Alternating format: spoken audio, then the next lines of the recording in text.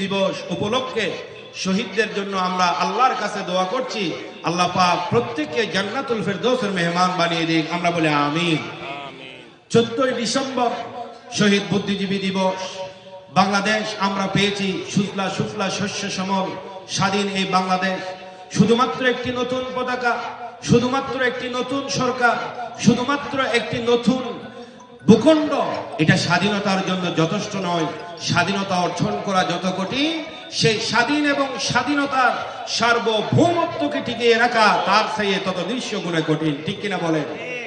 স্বাধীন এবং স্বাধীনতার সার্বভৌমত্ব টিকিয়ে রাখার জন্য আমাদের যে বীর শহীদরা, শহীদ প্রেসিডেন্ট জিয়াউর রহমান এই চট্টগ্রামের মধ্যেই তিনি শহীদ হয়েছিলেন, যিনি সংবিধানে বিসমিল্লাহির রহমানির রহিম লিখেছিলেন, এই চট্টগ্রাম থেকে স্বাধীনতার ঘোষণা দিয়েছিলেন। আল্লাহ পাক তার কবরকে জান্নাতুল ফেরদৌসের মাকাম দান করুক। আমরা বলি আমিন। আরো জোরে বলি আমিন। আজকে যারা দেশের জন্য শহীদ হয়েছেন এবং জুলাইয়ের আন্দোলনে যারা শহীদ হয়েছেন, দেশ এবং জাতির মানবতার জন্য, মানবাধিকার প্রতিষ্ঠার জন্য, সুজলা সুফলা শস্য শ্যামল এই দেশকে স্বাধীন করার জন্য, আবার নতুন স্বাধীনতার ইতিহাস রচনা করতে গিয়ে যারা জীবন দিয়েছেন, রক্ত দিয়েছেন, আল্লাহ পাক প্রত্যেককে উত্তম জাযা বকশিশ করুক। আমরা বলি আমিন। স্বাধীন এবং স্বাধীনতার সার্বভৌমত্ব টিকিয়ে রাখতে হলে সবচেয়ে যেটা বেশি প্রয়োজন সেটা হলো চারিত্রিক দৃঢ়তা, ঈমানি বলিষ্ঠতা, যোগ্যতা একটি সরকার। ঠিক কিনা বলেন? সেই সঙ্গে স্বজনপ্রীতি মুক্ত প্রশাসন, সন্ত্রাস মুক্ত শিক্ষাঙ্গন, ধর্মীয় অনুশাসী বিশ্বাসীগণ, ইমানদারগণ আল্লাহ পাকের পক্ষ থেকে উপহার দিতে পারে আল্লাহ পাকের কোরআন। ঠিক কিনা বলেন? আজকে সেই কোরআনে কারীমের তাফসীরুল কোরআন মাহফিল হচ্ছে। আল্লাহ পাকের কাছে আমরা দোয়া করব, স্বাধীনতার এই রজত জয়ন্তীতেই আল্লাহ পাক এই কোরআনে কারীমের হেদায়েত আমাদের দেশ, জাতি, বিশ্ব মুসলমানদেরকে আল্লাহ পাক নসিব করে দিক। আমরা বলি আমিন। কারণ কোরআন হলো গোটা বিশ্ব এক আশ্চর্য কিতাব। এই কোরআনের ছোঁয়া পেলে আল্লাহ পাক সারা পৃথিবীর হিরো জিরো মানুষকে আল্লাহ হিরো মানুষে পরিণত করেন। সুবহানাল্লাহ বলেন। এই জন্য আল্লাহ রাব্বুল আলামিন কালামে পাকের মধ্যে ইরশাদ করেন, আমি নির্ভেজাল সন্দেহমুক্ত একটা কিতাব আমি তোমাদেরকে দিয়েছি, সেটা হলো আল্লাহ পাকের কোরআন।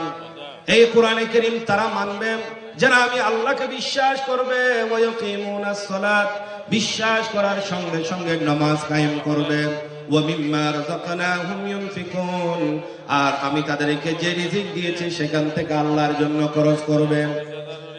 এই জন্য আল্লাহ রাব্বুল আলামিন কালামে পাকে সরওয়ারে দু আলম রাহমাতুল লিল আলামিন কিয়ামতের ময়দানে উম্মতের জন্য সুসংবাদ দিয়েছেন। 7 প্রকারের মানুষ থাকবে যেদিন কিয়ামতের ময়দানে কোনো ছায়া থাকবে না, আর শাহিমের ছায়ার তলে আল্লাহ পাক তাদেরকে ছায়া দান করবেন। সেই কিয়ামতের কঠিন মুসিবতের সময় 1 নম্বর আল্লাহ পাক ছায়া দান করবেন ইমামুন আদিলুন, ন্যায় বিচারক। ন্যায় বিচারক এটা কেউ যদি সমাজের মধ্যে দায়িত্ব থাকেন, যেমন আমাদের সভাপতি সাহেব আমাদেরকে একটা কথা বলে থাকেন, আমার ভাই হোক, আমার বাপ হোক, আমার আত্মীয় হোক, আমি ইনসাফ করার ক্ষেত্রে, বিচার করার ক্ষেত্রে আমি সর্ব অবস্থায় আল্লাহকে ভয় করি। জোরে বলে আলহামদুলিল্লাহ। ইমামুন আদিলুন, ন্যায় বিচারক, কিয়ামতের ময়দানে শাহিমের ছায়ার তলে ছায়া দান করবে আল্লাহ পাক। 2 নাম্বার হলো আল্লাহ পাকের হাবিব বলেন, ওয়াশাবুন নাশা ফি ইবাদাতি রাব্বি, ওই আল্লাহর বান্দা, যে আল্লাহর বান্দা তার হায়াতকে কাটিয়েছেন আল্লাহ পাকের ইবাদতে, ওই যুবক, যেই যুবক তার যৌবনকাল কাটিয়েছে আল্লাহর ইবাদতে। কারণ যৌবনকাল এটা অত্যন্ত কঠিন সময়। এই সময়ে মানুষ মোবাইল নিয়ে নষ্ট হয়ে যাচ্ছে, ছেলেমেয়েরা বিভিন্ন ভাবে নষ্ট হয়ে যাচ্ছে। 31 নাইট আসবে ডিসেম্বরের শেষে, 1 জানুয়ারিতে কক্সবাজার গিয়ে, বিভিন্ন প্রান্ত গিয়ে, বিভিন্ন জায়গায় গিয়ে ছেলেমেয়েরা চরিত্র হরণ করবে, 31 নাইট পালন করবে। অথচ আল্লাহ পাক এই হায়াতের প্রশ্ন করবে কিয়ামতের দিন। আল্লাহ পাক বান্দাকে জানতে চাইবে, বান্দা আমি তোমাকে হায়াত দিয়েছি, ওই হায়াতের হিসাব আমার কাছে পেশ করো। আল্লাহ পাক দ্বিতীয় প্রশ্ন করবে, বান্দা আমি তোমাকে যৌবন দিয়েছি, যৌবনের হিসাব আমার কাছে দাও। এই জন্য যৌবন কালে যারা আল্লাহকে না দেখে দেখার মতো ভয় করে, আল্লাহকে ভয় করেছে, যৌবনকালে ইবাদত করলে রব্বে করিম তাকে আল্লাহ পাকের ওলি বানিয়ে দেয়। در جوانی توبہ کرنا شیوائے پیغمبریم، وقت پیرے گرگ ظالم میں شوئے پرہیزگاری، عمل سے زندگی بنتی ہے جنت بھی جہنم بھی، یہاں کے اپنے فطرت میں نہ نوری ہے نہ ناری، کیسی کیسی خوبصورت رانی شاہزادہ، کیسی کیسی خوبصورت رانی شاہزادہ، تن بتن سب گل گیا ہے شکل صورت کیا ہوئے۔ কত আজাদি, কত নবাবজাদা, কত সাহেবজাদা, কত শাহজাদা দুনিয়া থেকে বিদায় হয়ে গিয়েছে, তনবতন সব গল গিয়েছে, এবং কিয়ামতের ময়দানে আল্লাহর কাছে কি জবাব দিবে। এই জন্য যৌবন কালে যারা আল্লাহর জন্য কাটিয়েছে, আল্লাহ পাকের হাবিব তার জন্য সুসংবাদ দিয়েছে, কিয়ামতের দিন আল্লাহ পাক তাকে আরশে আজিমের ছায়ার তলে ছায়া দান করে দিবেন। আরশে আজিমের ছায়ার তলে কি আমরা সবাই থাকতে চাই? একটু হাত তোলা, আল্লাহকে দেখায়, আল্লাহ আমাদেরকে কবুল করো। আমরা বলি আমিন, আরো জোরে বলি আমিন। 7 প্রকারের মানুষ আর শাদিমের ছায়ার তলে ছায়া পাবে। এর মধ্যে ওই যুবক, যেই যুবক তার যৌবনকাল আল্লাহর জন্য কাটিয়েছে। আমাদের সিনিয়র সহসভাপতি জনাব আলহাজ নাসিরউদ্দিন সাহেব, বিশিষ্ট ব্যবসায়ী, আমাদের সম্মানিত শ্রদ্ধা আমাদের মাঝে উপস্থিত হয়েছেন। আল্লাহ পাক কবুল করুক। আমরা বলি আমিন। আজকের সম্মানিত মেহমান, আল্লাহ পাকের কাছে আমরা দোয়া করব কিয়ামতের কঠিন মুসিবতের সময় যে কথা আমি বুখারী শরীফের হাদিসে এনেছিলাম, এই দুটি হাদিস অত্যন্ত গুরুত্বপূর্ণ, আমরা একটু মনোযোগ দিয়ে শুনবো। তাহলে 1 নম্বর হলো ন্যায় বিচারক, 2 নম্বর হলো ওই যুবক যে যুবক তার যৌবন আল্লাহর জন্য কাটিয়ে দেয়, 3 নম্বর হলো আল্লাহ পাকের হাবিব বলেন আল্লাহর ওই বান্দা যে বান্দা আল্লাহর জন্য একত্রিত হয়, আল্লাহর জন্য পৃথক হয়, ওয়া তাফাররাকা আলাই, যে পৃথক হয়ে যায় আল্লাহর জন্য। আমরা এখানে কার জন্য এসেছি? জোরে বলি কার জন্য? আবার এখান থেকে চলে যাব কার জন্য? আল্লাহ পাকের হাবিব বলেন যে ব্যক্তি আল্লাহর জন্য এক জায়গায় হয়, একত্রিত হয়, আল্লাহর জন্য চলে যায়, আল্লাহর জন্য পৃথক হয়ে যায়, কিয়ামতের ময়দানে আল্লাহ পাকের কুদরতে আরশে আজিমের ছায়ার তলে সে ছায়া পেয়ে যাবে। সুবহানাল্লাহ।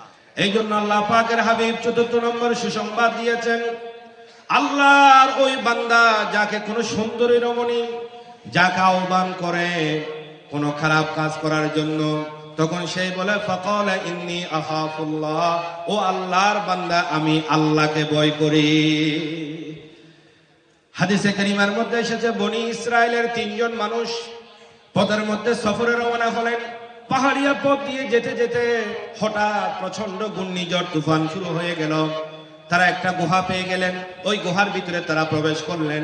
বুখারী শরীফের হাদিস, ওই 3 জন যখন প্রবেশ করলেন, হঠাৎ করে পাহাড়ের গুহার মধ্যে ঘূর্ণিঝড় তুফানে বড় একটি পাথর এসে সেই মুখটা নেড়ে গেল। আল্লাহর ওই 3 বান্দা বের হওয়ার আর কোনো কুদরত নাই, কোনো পথ নাই, আলো দেখা যাচ্ছে না, সূর্যের আলো থেকে বঞ্চিত হয়ে গেল, কোনো মোবাইল নাই, ইন্টারনেট নাই, ফেসবুক নাই, কোনো কিছু নাই বলার জন্য। 3 জন আল্লাহর বান্দা চিন্তা করলেন, তারা পরামর্শ করলেন, আমাদের মধ্যে যদি এমন কোন আমল থাকে যে আমল মালিকের কাছে পেশ করব, আমরা এখানে আটকে গিয়েছি, কেউ দেখে না, আলিমুল গায়ব আল্লাহ দেখেন। সুবহানাল্লাহ।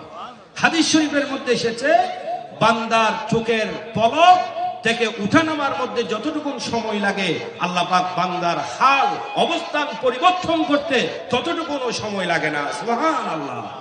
খুন ফায়াকুন বললে আল্লাহ পাকের পক্ষ থেকে হয়ে যায়। আজকে আপনি গরিব আছেন, আল্লাহ পাক যদি চাই আল্লাহ আপনাকে ধনী বানিয়ে দিবেন। আল্লাহ পাকের হাবিব বলেন চোখের পলক নাড়াচাড়া করতে যতটা সময় লাগে তার চাইতে কম সময় লাগে আল্লাহ পাক বান্দার অবস্থা পরিবর্তন করে দিতে। 3 জন আল্লাহর বান্দা আল্লাহর কাছে দোয়া শুরু করবেন। একজন বলল আমার একজন বৃদ্ধ মা আছে আল্লাহ। 2 জন পিছনে আসলেন, একজন দোয়া শুরু করলেন, আল্লাহ আমার ওই বৃদ্ধ মাকে আমি শুধুমাত্র তোমার সন্তুষ্টির জন্য সেবা করি, আল্লাহ আমি নিজে না খেয়ে আমার মাকে খাওয়াই।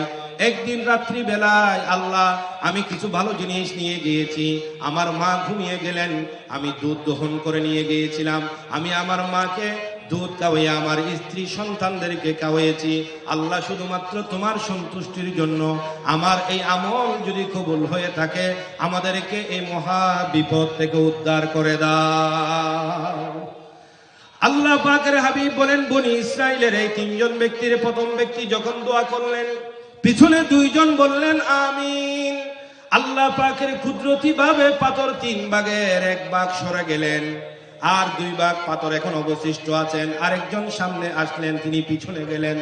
তিনি বলতে লাগলেন, আল্লাহ, আমার একজন চাচাতো বোন আছে, ওই চাচাতো বোন অভাবের কারণে আমার কাছ থেকে টাকা নিয়েছেন।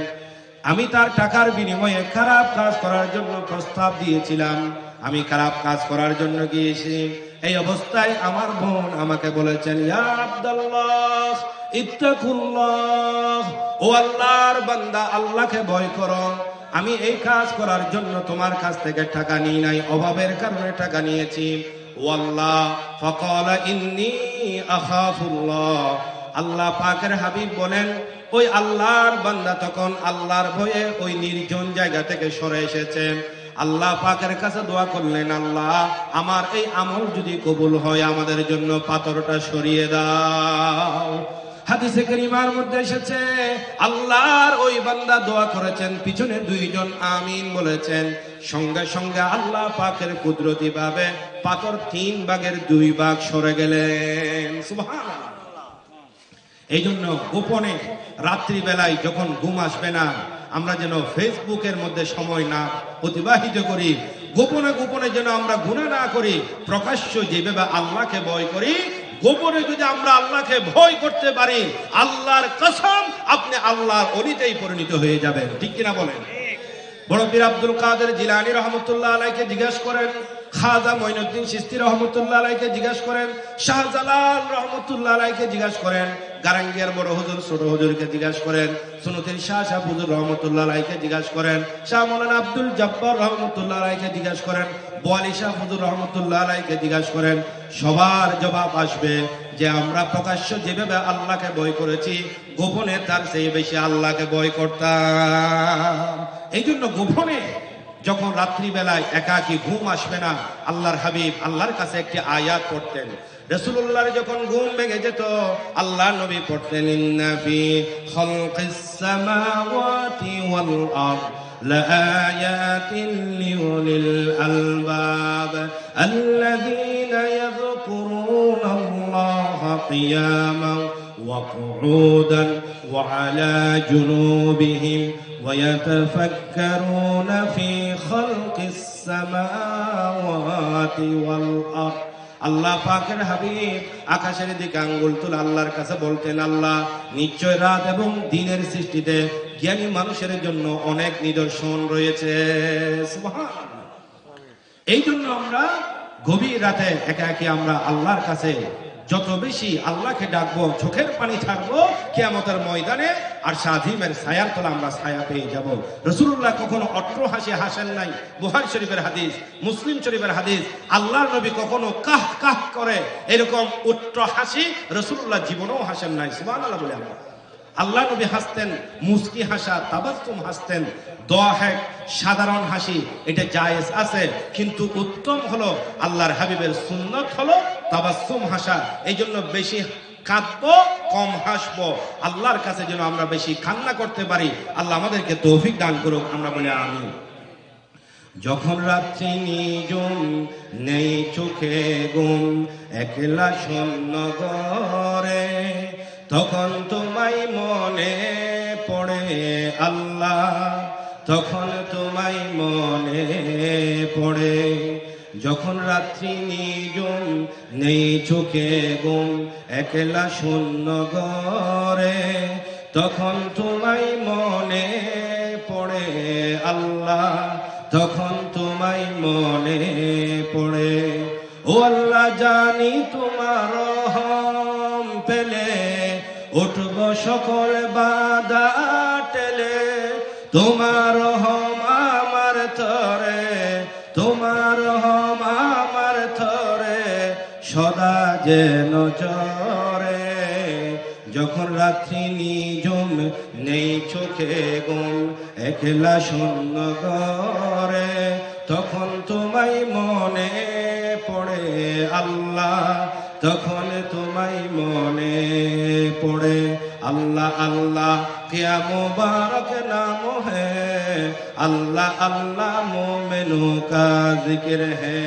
আল্লাহ নামে যতই জপি ততই মধুর লাগে, নামে এত মধু আছে কে জানি তো আগে। আল্লাহ নামে যতই জপি, নুহের তরিও ও নামে জপে, নুহের তরিও ও নামে জপে, পার হয় উর্মি মালা। জপ আল্লাহ আল্লাহ আল্লাহ আল্লাহ, জপ মন জপ আল্লাহ আল্লাহ, জীবন হবে ফুলে ফুলেল, জীবন হবে ফুলে ফুলেল নূরে জ্বালা। জপ যদি আল্লাহ আল্লাহ। এই জন্য শেষ রাতে যারা চোখের পানি ছাড়বে কিয়ামতের ময়দানে আল্লাহ তাদেরকে ছায়ায় স্থান দান করবেন। বনি ইসরাইলের 3 নম্বর ব্যক্তি আল্লাহর কাছে দোয়া করতে লাগলেন, আল্লাহ আমার একজন কর্মচারী ছিল, 2 জন পিছনে এসেছেন, 3য় ব্যক্তি দোয়া শুরু করলেন, আল্লাহ আমার একজন কর্মচারী ছিল, ওই কর্মচারী আমার কাছ থেকে চলে গিয়েছিলেন, কিন্তু তার হক আমার কাছে থেকে গিয়েছে। তার হক দিয়ে আমি একটা ছাগল কিনেছিলাম, মা ছাগল। ওই ছাগল থেকে অনেকগুলো ছাগলের ছানা, অনেকগুলো বাচ্চা তৈরি হলো। ওই কর্মচারী একদিন আমার কাছে এসে বললেন, মালিক আমি আপনার কাছে চাকরি করেছিলাম, আপনার কাছ থেকে বেতন না নিয়ে চলে গিয়েছিলাম, আজকে আমি খুব অভাবের মধ্যে আছি, কষ্টে আছি, যদি আপনি আমাকে একটু দয়া করেন। তখন মালিক বললেন, আমি তোমাকে অনেক খুঁজেছি, তোমার যে বেতন ছিল ওই বেতন থেকে আমি একটা ছাগল কিনেছিলাম, ওই মা ছাগল থেকে আজকে হাজার হাজার ছাগল জমিনে এই মাঠের মধ্যে সামনে তুমি যা দেখতে পাও সবগুলো তোমার ছাগল, তুমি নিয়ে যাও। সুবহানাল্লাহ। কেমন মালিক ছিলেন, সে তার কর্মচারীর হক আদায় করেছেন। ওই কর্মচারী আল্লাহর কাছে দোয়া করেছেন, এই মালিক এখন বিপদের মধ্যে পড়েছে, গুহার মধ্যে, তিনি আল্লাহর কাছে দোয়া করলেন, আল্লাহ আমার এই আমল যদি কবুল হয়, এই আমলের উসিলায় তুমি আমাদেরকে মহা বিপদ থেকে আমাদেরকে বাঁচিয়ে দাও। আল্লাহ পাকের হাবিব বলেন, 3য় ব্যক্তি যখন দোয়া করলেন, আল্লাহ পাকের কুদরত সঙ্গে সঙ্গে পাথরটি তাদের কাছ থেকে সরে গিয়েছে। সুবহানাল্লাহ। এই জন্য আমরা যেন আর স্বাধীনের ছায়ার তলে যদি ছায়া পেতে চাই, আমরা যেন আমাদের কর্মচারীর হক, কর্মচারী যেন মালিকের হক আদায় করতে পারি। আল্লাহ আমাদেরকে তৌফিক দান করুক, আমরা বলি আমিন। এরপর আল্লাহ পাকের হাবিব বলেন, যাকারাল্লাহু খালিয়ান ফাফাদাত আইনাহু। আল্লাহর ওই বান্দা, যে বান্দা নির্জন অবস্থায় একা একা আল্লাহর কাছে চোখের পানি ছাড়েন, আল্লাহর জন্য কাঁদে, আল্লাহর ভয়ে চোখের পানি জোরে, কিয়ামতের দিন আল্লাহ পাকের হাবিব বলেন, আল্লাহ পাক তাকে আরশে আজিমের ছায়ার তলে ছায়া দান করবেন। 6 নম্বর হলো আল্লাহর ওই ব্যক্তি, যে ব্যক্তি ডান হাতে খরচ করলো, বাম হাতেও জানলো না, আল্লাহর জন্য মসজিদ মাদ্রাসা দ্বীনের জন্য ডান হাতে খরচ করবে, বাম হাতেও জানবে না। আল্লাহ পাকের নবী বলেন, কিয়ামতের দিন আল্লাহ পাক তাকে আরশে আজিমের ছায়ার তলে ছায়া দান করবে। যে ব্যক্তি আল্লাহর জন্য কাউকে মহব্বত করেন, আল্লাহর জন্য আবার আলাদা হয়ে যায়, আল্লাহর জন্য দুশমনি করে, কিয়ামতের দিন আল্লাহ পাক তাকে আরশে আজিমের ছায়ার তলে আল্লাহ পাক ছায়া দান করবেন। এই জন্য আমরা যেন আল্লাহর জন্য হতে পারি। রাসূলুল্লাহকে প্রশ্ন করলেন, মাল ঈমান, আল্লাহ পাকের হাবিব বলেন, কওলা ইখলাস, ঈমানের নাম হলো ইখলাস, একনিষ্ঠতা। ঈমানদার সব সময় বলবে, আমার ব্যবসা, আমার কাজ, আমার জীবন, আমার মরণ, আমার হায়াত, আমার জীবনের যা কিছু আছে শুধুমাত্র একমাত্র আল্লাহর জন্য। সুবহানাল্লাহ বলে। এই যে হাদি ওসমান শরীফ হাদি গুলিবিদ্ধ হয়েছে, তার একটি কথা এত বেশি মনে পড়ছে, সেই বলেছে, মানুষের মৃত্যুর ফয়সালা হয় আসমানে, জমিনের মধ্যে মানুষের মৃত্যুর ফয়সালা হয় না। সুবহানাল্লাহ বলে। আল্লাহ পাক তাকে শেফায়ে আজলা কামালা কুল্লিয়া নসিব করুক, আমরা বলি আমিন। ওসমান হাদির প্রতি যারা নির্বিচারে গুলি করেছে, এই সন্ত্রাসীদেরকে আল্লাহ পাক এই জমিনের মধ্যে উপযুক্ত শাস্তির ব্যবস্থা করে দিক, আমরা বলি আমিন। এই দেশ এবং জাতি আল্লাহ পাক ইসলাম এবং মুসলমান এবং মুসলমানদের জন্য আল্লাহ পাক এই জমিনের স্বাধীনতা এবং স্বাধীনতার সার্বভৌমত্বকে কিয়ামত পর্যন্ত আল্লাহ হেফাজত করুক। আমরা বলি আমিন। আল্লাহ রাব্বুল আলামিন কিয়ামতের ময়দানের যে কঠিন অবস্থা করবেন, আবু হুরায়রা রাদিয়াল্লাহু তাআলা আনহু হাদিসে কারীমার মধ্যে এনেছেন, আল্লাহর হাবিব বলেন কিয়ামতের ময়দান এত কঠিন হবে, মানুষেরা একে অপরের কাছ থেকে পালিয়ে যাবে। সর্বপ্রথম আদম আলাইহিস সালামের কাছে গিয়ে বলবেন, আদম আপনি আল্লাহর কাছে সুপারিশ করুন, এই কিয়ামতের কঠিন অবস্থা আমাদের আর সহ্য হয় না। এই কঠিন অবস্থা আল্লাহর কাছে বলুন, আল্লাহ পাক যেন বিচারের ব্যবস্থা শুরু করে দেন। আদম আলাইহিস সালাম বলবেন, লাস্তু লাহা, না না আমি পারবো না। যাও তোমরা আদমের সানি নূহ আলাইহিস সালামের কাছে। আদমের সানি নূহ আলাইহিস সালাম বলবেন, না লাস্তু লাহা, আমিও পারবো না। তোমরা চলে যাও ইব্রাহিম খলিলুল্লাহর কাছে, ফাইন্নাহু খলিলুর রহমান। ইব্রাহিম খলিলুল্লাহ বলবেন, না আমিও পারবো না। ইব্রাহিম খলিলুল্লাহকে বলা হয় জাতির পিতা। মুসলমান নাম রেখেছেন ইব্রাহিম খলিলুল্লাহ, মুসলিম জাহানের পিতা। ইব্রাহিম খলিলুল্লাহ বলবেন, আমিও পারবো না। যাও মূসার কাছে, যেহেতু মূসা আলাইহিস সালাম ছিলেন কালিমুল্লাহ, সুবহানাল্লাহ। মূসা আলাইহিস সালাম বলবেন, আমিও পারবো না। যাও ঈসা রূহুল্লাহর কাছে। ঈসা রূহুল্লাহ বলবেন, আমিও পারবো না। আজকে কিয়ামতের কঠিন মুসিবতের সময় আমি তোমাদেরকে পরামর্শ দিতে পারি। আজকে শুধুমাত্র কেবলমাত্র কথা বলতে পারবে, সুপারিশ করতে পারবে আখিরি জামানার পয়গম্বর নবী মুহাম্মদ রাসূলুল্লাহ সাল্লাল্লাহু আলাইহি ওয়াসাল্লাম। বুখারী শরীফের হাদিস, মুসলিম শরীফের হাদিস, আবু হুরায়রা রাদিয়াল্লাহু তাআলা আনহু হাদিসটি বর্ণনা করেছেন। আল্লাহ পাকের হাবিবের কাছে কিয়ামতের বাসী, কিয়ামতবাসী কোটি কোটি বনি আদম আল্লাহর হাবিবের কাছে বলবেন, ইয়া রাসূলুল্লাহ আপনি আল্লাহর কাছে একটু সুপারিশ করুন। আল্লাহ পাকের হাবিব বলেন, কিয়ামতের ময়দানে আল্লাহ রাব্বুল আলামিন আমাকে মাকামে মাহমুদে নিয়ে যাবেন। আসা আইয়াবা আসাকা রাব্বুকা মাকামান মাহমুদা। মাকামে মাহমুদে গিয়ে আল্লাহ পাকের হাবিব সিজদায় পড়ে যাবেন। আল্লাহ পাক বলবেন, নবী আপনার সর মুবারক, আপনার মাথা মুবারক উত্তোলন করুন। ওয়াসআল তুতা, আজকে আপনি আমার কাছে যা বলবেন, যা চাইবেন, ওয়াশফা তুশাফা, যা সুপারিশ করবেন, যা কিছু আমার কাছে আবেদন করবেন, আমি আল্লাহ আমার হাবিবের সব আবেদন, সব সুপারিশ মঞ্জুর করে নিলাম। সুবহানাল্লাহ বলে এমন একজন নবী আমরা পেয়েছি, যে নবী সেই কিয়ামতের কঠিন মুসিবতের সময় মাথা মুবারক উত্তোলন করেন। আল্লাহ পাকের হাবিবের জবানে মুবারক থেকে তখন বেরিয়ে আসবে, ইয়া রাব্বি উম্মতি উম্মতি, ও আমার আল্লাহ আমার উম্মত আমার উম্মত আমার উম্মত। সুবহানাল্লাহ। যে নবী দুনিয়ার মধ্যে উম্মতের জন্য কেঁদেছেন, কিয়ামতের ময়দানে উম্মতের জন্য আল্লাহর কাছে সুপারিশ করবেন, হাউজে কাউসারের পানি পান করাবেন। তাহলে কিয়ামতের কঠিন মুসিবতে যে নবী উম্মতের জন্য ছুটতে থাকবেন, সেই নবীর প্রতি আমরা বেশি বেশি দরুদ শরীফ পড়ব। আল্লাহ যেন আমল করার তৌফিক দান করেন, আমরা বলি আমিন। তাহলে আজকে তাফসীরুল কোরআন মাহফিল থেকে আমরা আমার যে আয়াতে কারিমা ইউমিনুনা বিল গায়ব ওয়া ইয়াকিমুনাস সালাহ ওয়া মিম্মা রাযাকনাহুম ইউনফিকুন, আমি ইউমিনুনা বিল গায়বের মধ্যে আমার আলোচনা শেষ করে দিচ্ছি, যেহেতু আমার পরবর্তী আলোচক উপস্থিত হয়ে গিয়েছেন। যে আল্লাহ পাক আমাকে এবং আমার ভাইরা যে আলোচনা শুনতে পেয়েছি, জীবনের প্রতিটি ক্ষেত্রে আল্লাহ পাককে যেন আমরা না দেখে দেখার মতো ব্যবসা বাণিজ্য কাজে কর্মে লেনদেনে সকল ক্ষেত্রে রাতে দিনে গোপনে প্রকাশ্য সর্ব অবস্থায় আল্লাহকে যেন ভয় করে ঈমানের উপর যেন আমরা চলতে পারি।